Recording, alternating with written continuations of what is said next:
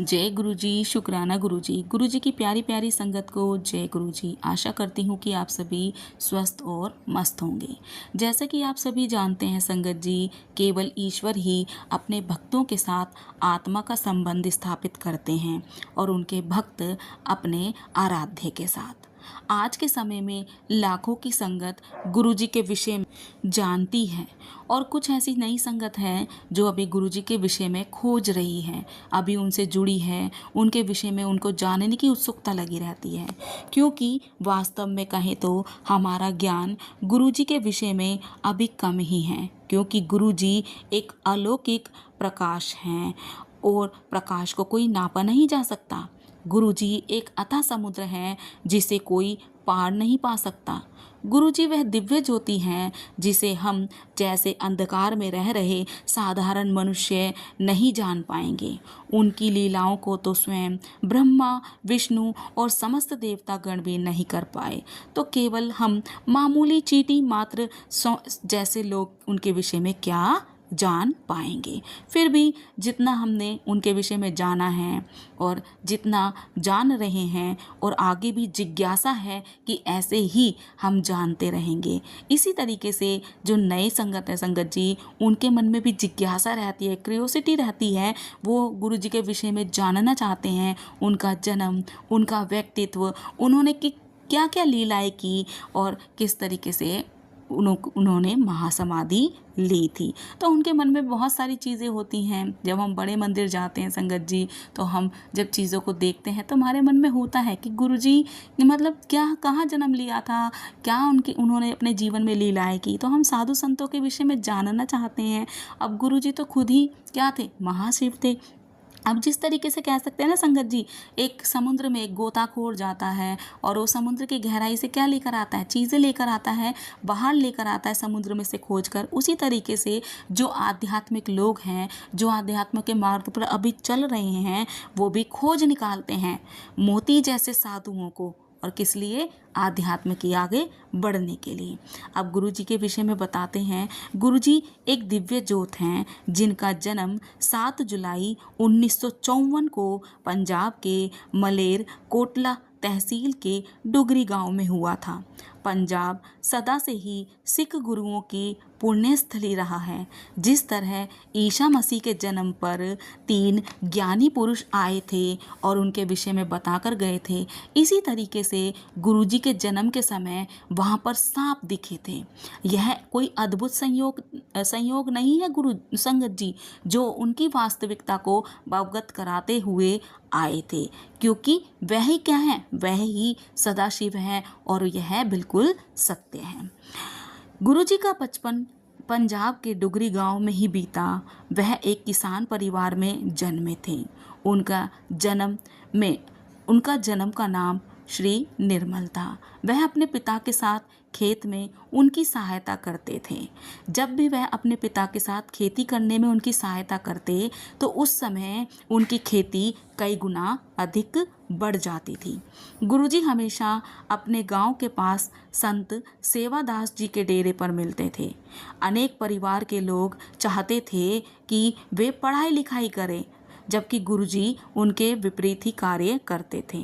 उनके परिवार के लोग उनकी आध्यात्मिक प्रवृत्ति को रोकने के लिए उनको कमरे में भी कैद कर दिया करते थे। फिर भी गुरुजी साधु संतों के साथ बैठे हुए मिलते थे। साधु संत भी उनके परिवार के सदस्यों से कहा करते थे, इन्हें अकेला छोड़ दो, क्योंकि यह तीनों लोकों के स्वामी हैं। इन शब्दों से पता चलता है संगत जी कि गुरुजी त्रिलोकी नाथ हैं। जिस तरह फूल की खुशबू को हम छुपाकर नहीं रख सकते, उसकी सुगंध वह सुगंध देता ही देता है, उसी प्रकार गुरुजी की जो दिव्यता थी उसको छुपाया नहीं जा सकता था। उनके कई सहपाठियों ने उनके चमत्कारों का वर्णन किया है। उनके एक सहपाठी का पेन परीक्षा से पहले खत्म हो गया था। तब गुरुजी ने उनके पेन को पुनः ठीक कर दिया ताकि वह परीक्षा दे सके। गुरुजी को परीक्षा में आने वाले प्रश्नों की पहले से ही जानकारी होती थी।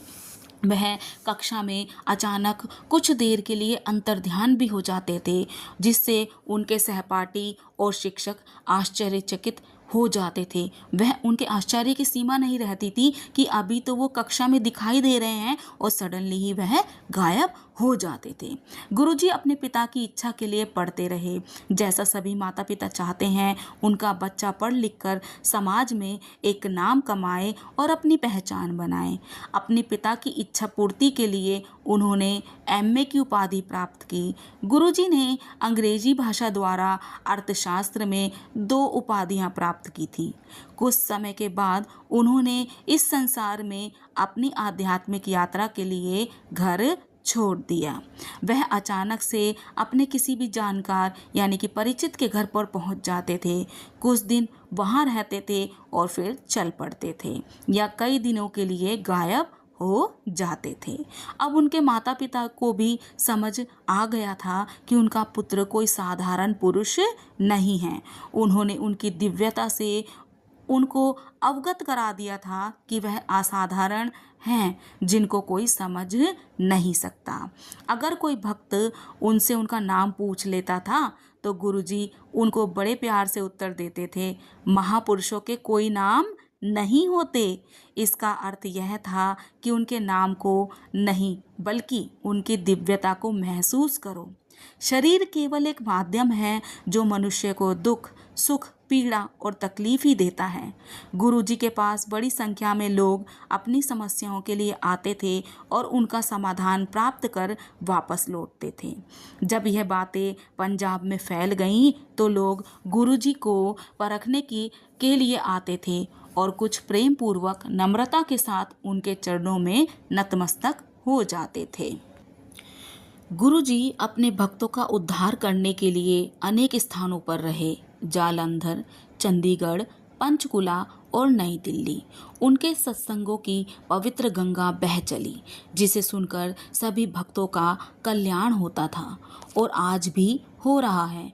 उनका आशीर्वाद प्राप्त करने के लिए लोग भारत के कोने कोने से आते थे, चाहे वे गरीब हो, अमीर हो, स्वदेशी हो, विदेशी ही क्यों ना हो, वे सभी को अपना आशीर्वाद देते थे। उनके सत्संगों में चाय और लंगर प्रसाद का वितरण किया जाता था जिससे लोगों के असाध्य रोग भी दूर होते थे, जैसे कि ये परंपरा आज भी चली आ रही है। वह भक्तों से व्यर्थ के अंधविश्वास और पाखंड से दूर रहने के लिए कहते थे। वह कहा करते थे कि ईश्वर से प्रेम करो, सब धर्म समान हैं और उनका आदर करो। सबका मूल रूप एक ही है और वह है केवल परमेश्वर। वह भक्तों के कर्मों को समाप्त करने के लिए उनके बुरे कर्मों को अपने शरीर पर ले लिया करते थे जिससे उनके अनुयायी कष्टों से मुक्त हो सकें। वह अपने भक्तों से केवल यह आशा रखते थे कि वह अच्छा व्यवहार करें, किसी भी व्यक्ति की चुगली निंदा ना करें, सबकी सहायता करें और किसी को हानि ना पहुंचाए। वह पूर्व जन्मों में किए गए अच्छे कर्मों के लिए भक्तों को दिव्य स्वरूप के दर्शन भी करवाते थे। जिस भक्त की भगवान में जैसी श्रद्धा होती थी उसे उन्हीं के रूप में दर्शन हो जाते थे। गुरुजी ने कभी कोई प्रवचन नहीं दिया, फिर भी उनके कहे शब्दों को संगत ने उनके वचनों के रूप में बताया है जो आज उनके 105 वचनों में संग्रहित है। वह सत्संग के माध्यम से अपने शिष्यों का कल्याण करते और उन्हें सदाचार के मार्ग पर लाते थे।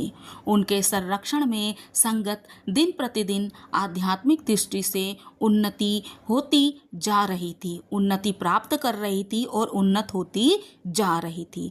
उनके शरीर से गुलाब की सुगंध आती थी। वह शब्द गुरुवाणी के माध्यम से अनेक शिष्यों का कल्याण करते थे या उनके मन में चल रही उथल पुथल को दूर कर देते थे।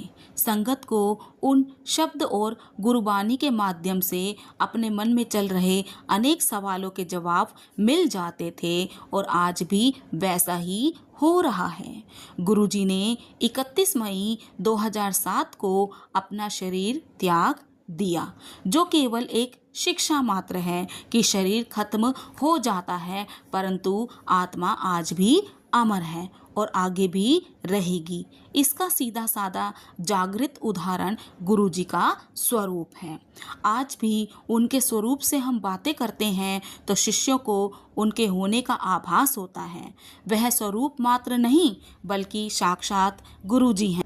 गुरुजी कभी भी भक्तों को छोड़कर कहीं नहीं गए। वह आज भी बड़े मंदिर और अपने स्वरूप में विद्यमान हैं। बड़ा मंदिर उनकी आध्यात्मिक धरोहर है। वह धरती पर स्वर्ग है और इतना शक्तिशाली है कि लोग वहाँ से गुरुजी का आशीर्वाद प्राप्त करने आते हैं। यहाँ तक कि उसके आसपास से निकलने मात्र से ही भक्तों का कल्याण हो जाता है। गुरुजी आज भी वहाँ साक्षात विद्यमान हैं। उनके समय से चली आ रही प्रथा आज भी विद्यमान है। आज मैं अपनी वाणी को यहीं विराम देती हूँ संगत जी। जय गुरुजी, शुक्राना गुरुजी।